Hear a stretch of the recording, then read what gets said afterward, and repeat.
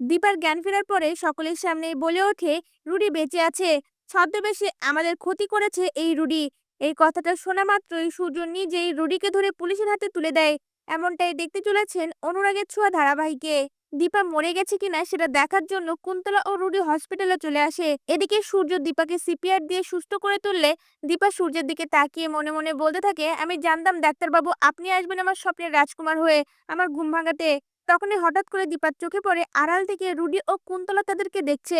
তখনই দীপার কাছে সকল কিছু পরিষ্কার হয়ে যায়। দীপার এমন অবস্থা করেছে ওই ছদ্মবেশী রুডি। দীপা সূর্যকে ইশারা দিয়ে রুডি ও কুন্তলাকে দেখিয়ে দেয় আর বলে ওঠে, রুডি বেঁচে আছে। দীপা ইশারা দিয়ে যেদিকে দেখিয়ে দেয় সকলেই সেদিকে তাকানো মাত্রই রুডি বেঁচে আছে এটা দেখে চমকে ওঠে আর শোনার সাথে সাথে বলে ওঠে, রুডি তুমি বেঁচে আছো? রুডি ও কুন্তলার সাথে সাথে ঘাবড়ে যায় আর মনে মনে বলতে থাকে, এবার কি তাহলে আমরা ধরা পড়ে গেলাম? যেভাবেই হোক আমাদের এখান থেকে পালাতে হবে। দুজনেই পালাতে গেলে সূর্য দৌড়ে এসে রুডিকে ধরে ফেলে আর তাকে বলতে থাকে, তোর কারণে দীপা ম্যাডামের আজ এই অবস্থা। আরেকটু হলেই তাকে জীবিত পোড়ানো হতো। তোকে তো শাস্তি পেতেই হবে।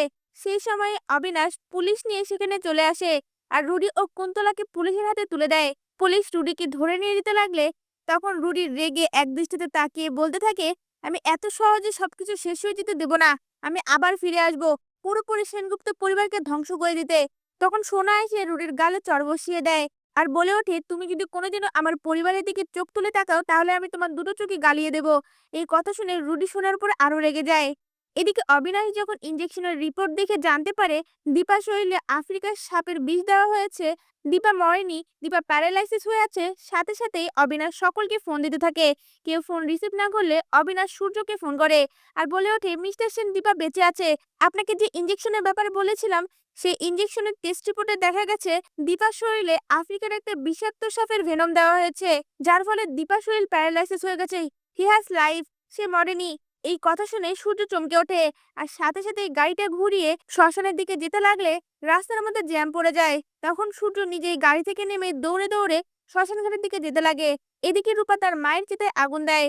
আগুন জ্বলতে লাগলে তখনই সূর্য সেখানে এসে চিৎকার করে না বলে ওঠে আর চিতা থেকে সকল আগুন সরিয়ে দিয়ে দীপাকে সেখান থেকে উদ্ধার করে। সেই সময় অবিনাশী সে সকলের সামনে বলে ওঠে, দীপা বেঁচে আছে, হি হ্যাজ লাইফ। সূর্য জানতে পেরে গেছে দীপা বেঁচে আছে। এটা দেখে আড়াল থেকে কুন্তলা ও রুডি অনেক রেগে যায়। এরপর দেখা যায় দীপাকে হসপিটালে নিয়ে যাওয়া হলে সেই বিষের অ্যান্টিডোট পাওয়া যায় না। তখন সূর্য নিজেই সেই বিষের অ্যান্টিডোট তৈরি করে আর দীপার শরীরে পুশ করে।